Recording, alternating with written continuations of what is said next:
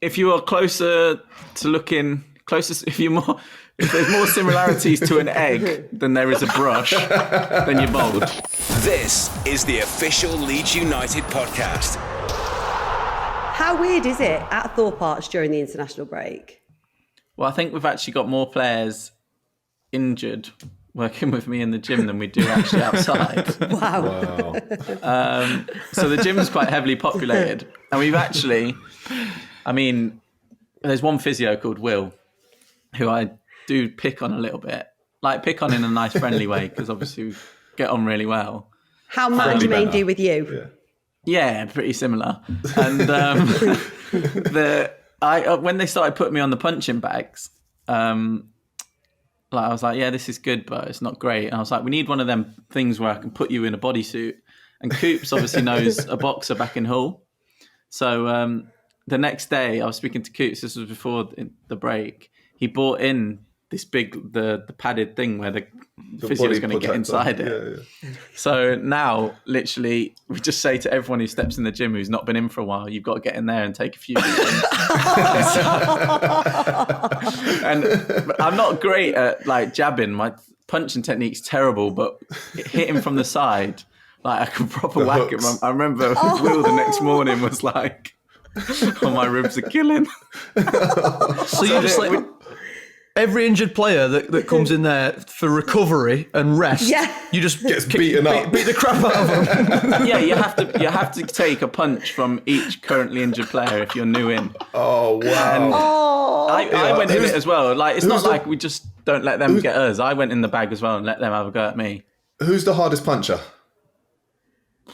Do you know what? I'd actually say my right hook. Oh, you is it? Obviously. No, you couldn't say that. It's either me or Calvin at the minute, but we're the two kind of who are I think we need to ask the other boys, two hard lads, don't we? Yes, but I'd say mine's the two tough fellas. I bet Joffrey's little short, stocky. I bet he could do some damage. Nah, I reckon he'd be good in a scrap, not necessarily boxing. Well, he'd be like Mike Tyson, isn't he? Yeah. Just take one or two jabs on the way in, and then he just pummels the body shots. Yeah, and then you'll just see the hook just coming from over there. So I want to see him punching you in the suit. That's what I want to see. Yeah, I'll get a video tomorrow. It depends who's in. There'll probably be a few takers if I say who wants to punch you in the suit. All Leeds, aren't we? The official Leeds United podcast. We have got a new segment to launch. It's the moments of the week with Boost Drinks. So I'm going to ask you all to pick something that's happened in the world of football this week that's made you smile, made you feel good, or really stood out. So it's got to be Tyson Fury v Deontay Wilder 3. Now I didn't think it was going to be any good. I thought, you know what, Tyson Fury after the first fight beat Deontay Wilder up. He should have won that. I don't know how it was a draw, but it was classed as a draw. Second one, he beat him up again, just embarrassed him. His corner threw the towel in.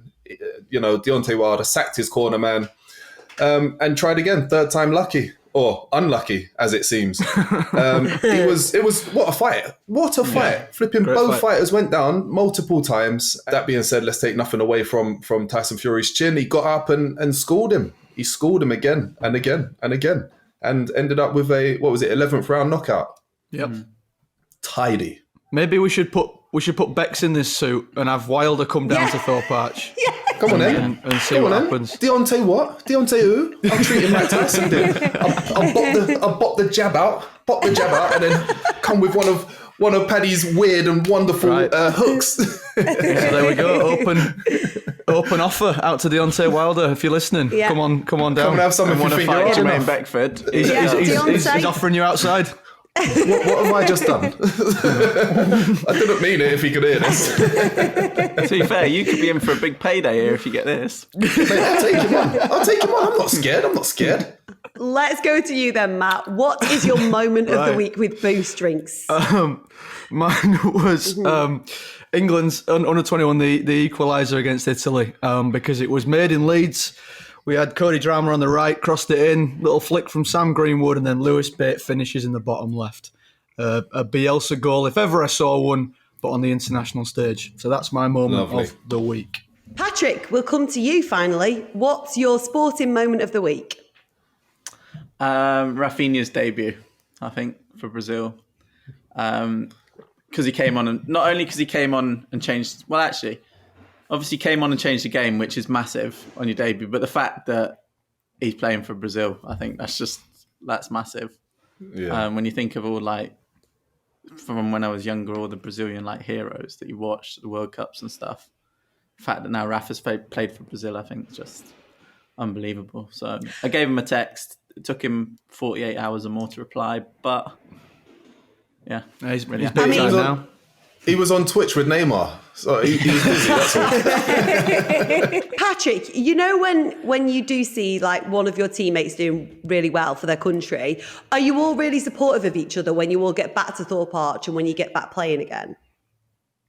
Yeah, I've never seen anyone kind of like be jealous or not kind of show the support for things they've achieved, because I think when it gets to that, it's different when you're younger growing up and you like feel like you're competing against someone who's maybe in your age group because you're trying to play in the game or whatever. But when it gets to like the international stage and you see your teammates or people get there and play, I feel like everyone understands how hard you've worked to get to that point. So there's so much respect for everyone who actually manages to do it that it's a massive achievement. Listening on together. Right then, boys, let's look ahead to this weekend's game against Southampton. Patrick, I'll start with you. Have you spoken to your teammates about it? How's everyone feeling heading into this fixture? No, to be honest, I haven't spoken to them about it because there's actually not that many people around at the minute at Thorp Arch. So I think out the first team, like training-wise, there's probably Rodrigo, Diego, Pascal, Junior, and then a few of us who've got knocks. So I think the majority of people will start coming back either Wednesday or Thursday. But obviously Rafa plays like early Friday morning, so Yeah. God knows what time he'll be back. But it'll be more, I think things will start gearing up towards the game probably Thursday. I'm gonna be in Chicago this weekend. Chi-town. But I'm quietly confident. I don't want to say like, oh yeah, we're gonna smash them or anything like that. But I just feel that the way we played last week was so commanding, and I think getting those first 3 points are so huge mentally. Just to know that we can get over the line, and defensively with Llorente at the back, we look really solid, and I just think that we've got a good little run of games now against teams that we can. There's no reason we can't do exactly what we did to Watford too, and so I'm feeling that I feel a win is coming, but I'm not going to say it's going to be a huge one. But I feel like we'll be good value for a win this weekend. All Leeds, aren't we? The official Leeds United podcast. Right then, Pat, are you ready for this week's? What's that, Pat? Oh, yes, I am. Right. This is quite a weird question from Rich. Right. Good, but strange. Rich asks, if a man has 0 hairs on his head, we say he is bald. If a man has 10,000, we cannot say he is not bald. If we add a single hair to the head of the bald man, we would still say he is clearly still bald. Now there is a man with 1,000 hairs evenly spread and very thin. Would we say this man is bald? When does baldness begin? Well, you see, I would class someone as bald if they have a fairly big area on their head with no hair. So they could have like the monk cut, but shaved down the sides and back. Where it's really short and then bald on top. I'd say, yeah, he's bald. So, but is that what we're talking about? Is it the specific location of the baldness that signifies being bald? No, because also I've gone. Because what if you had the opposite of a tonsure, like the opposite of a monk cut? So you had a perfect circle of hair on the top, but then you were all bald round here. But you wouldn't say they were bald, would you? That's a bowl cut. No, but that's more like what the young lads go for nowadays. that's a click, innit? Oh, mate.